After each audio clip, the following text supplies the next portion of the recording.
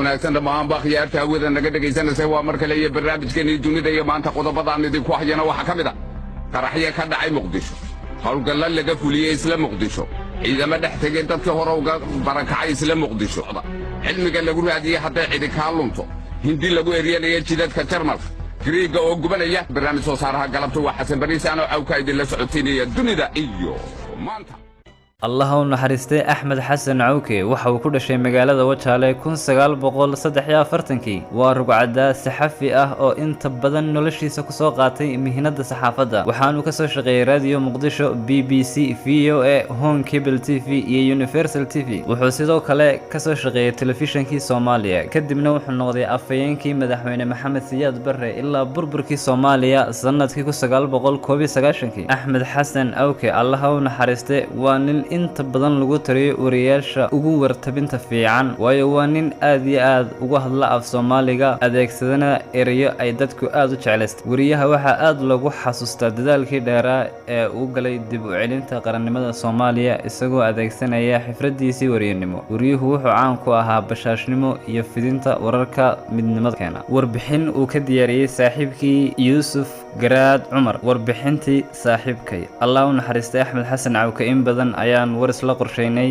isla qornay oo isla qaabeynay aad ay idhiibsaynan maanta qalinka u qaado inaan wax ka qoro Cawke anigoo adeegsanaya faltagta sida wuxuu ahaa iyo wuxuu ahaan jiray xaqiiqadu waxay tahay Axmed inuu ahaa nin mihnadiisa ku sameeyay magac aad weyn magaca ugu weyn ee laga sameyn karo inuu ahaa nin qoys unkay oo barbaariyay nin saaxiibo badan kasbaday nin dad badan ay aqoon guud ka kororsadeen nus qarnigii oo saxaafadda ka shaqeynayay inta badan uu kaalin hormuud ah uga jiray Axmed waxaan isku baranay goob shaqo waa raadiyo muqdisho horaantii 80-maadkii isagoo magaciisa iyo sumcadda bulshada ku dhex lahaa ay cirka marisay saxaafadda gaar ahaan raadiye amba television siiba marka ay tabin toos ah yihiin waxay ku qotamaan qorsheyn biyo kama dhibcaan ah diyaar garow ku salaysan maskax xawli lagu qabto hawsha gooreyn warbixin kasta xilliga la tibinayo iyo inta ilbiriqsi amba daqiiqadood ee laga dhigayo si loo helo xog iyo xilli isku sargo'an waxa kale muhiim tabinta wixii ka harsan iyo darooska wax kasto dhici karta oo aan qorshaha hadda ku jirin sida hadii ay dhacdo inay waxa lagu tala galay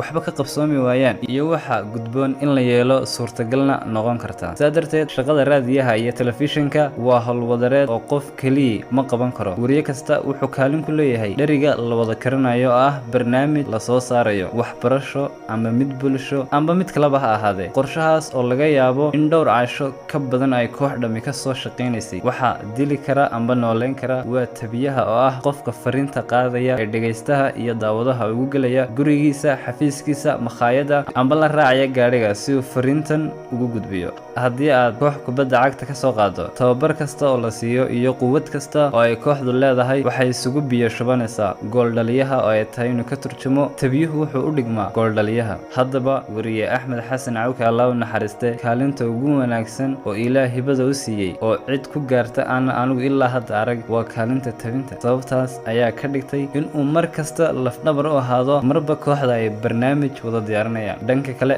maadaama ay saxaafadda inteeda badan ay tahay hawlwadareed waxay u baahan tahay dulqaad dad afgarad furfurnaan iyo dabeecad wanaagsan Axmed intaas iyo in ka badan buu lahaa waxaana u dheereed inuu ahaa nin mad badan oo iyadoo shaqo adag lagu jiro haddana dadka ka qoslin kara oo ilowsin kara daalka iyo warwarka ay shaqadu leedahay marxuum Axmed Xasan Cawke wuxuu ahaa shakhsi khibrad aad u dheer u leh nolosha iyo warfaafinta wuxuu ahaa nin Ilaahay haybad u siiyay waxa loo yaqaan mikrofoonka hadduu yahay mid raadiye iyo mid television iyo midka fagaarayaasha la isugu soo baxaba hibadaas waxay isugu jirtay waa marka koobaad in aanay maskaxdiisa iyo qalbigiisa meel ku lahayn waxa loo yaqaan qajilaad amba falkana cid kastoo la hadlayo wuxuu alle garsiin jiray sida wax looga dhaadhiciyo amba ugu yaraan inta uu hadlayo ayuu maskaxda ka qabsan jiray wuxuu lahaa cod u gaar ah oo ku fiican dhageysiga isaguna si wanaagsan ugu tababartay hadba sida loo rogrogo kor in loo qaado iyo in hoos loo dhigo in la boobsiyo iyo in si tartiib ah loo yiraahdo in la sii cusleeyo iyo in la khafiifiyo aamusnaan marka loo baahan yahay si ay dadku u fahmaan ugana yar fakaraan waxa aad u sheegtay iyo inta ilbiriqsi ee uu noqonayo aamus taas ayaa keentay in Axmed uu ka duwanaado wariyaasha badankooda oo iyagu dhinacuun ku koobna ama u badan Axmed waxa nin isku si ugu wanaagsan barnaamijyada wararka kuwa ciyaaraha waxbarashada iyo dunida madadaalada bada kale alla siiyey axmed oo sidoo kale uu ku darsaday dadaalka iyo baaritaanka waa inuu ahaa nin aqoon fiican u leh afka dhaqanka iyo deegaanada soomaalida wuxuu aad u xiiseyn jiray afka guriga deegaanada kala duwan ee soomaalida axmed xasan cawke waxay si toos ah wada shaqeeyeen sacdiye cabdilaahi salaad oo markii dambe ay isguursadeen isuna dhaleen xasan iyo sakariya oo isagu hadda barnaamij telefishan ka sii daaya buugga laga qoray axmed xasan cawke waxaa la dhahaa magaciisa codkarkii caanka ahaa ee cawke oo uu qoray mustafe cismaan magaalo ugu dambeyn allah u naxariistay wariye axmed xasan cawke waxa uu ku geeriyooday magaalada jigjiga ee ismaamulka soomaalida Itoobiya maalin talaata 17 Noofambar 2015 muuqaalkan oo aan kaga waramaynay taariikhda axmed xasan cawke wariye weyn oo rugcada ah intaas ayaan ku soo kobinaa barnaamijka waxa idin la socodsiinaya anigoo Ridwaana wassalaamu calaykum waraxmatullaahi wabarakaatuh intan barnaamijkan mid lamid ah ku kulmi doona wassalaamu calaykum waraxmatullaahi wabarakaatuh iyo saragtada maxaslan nabad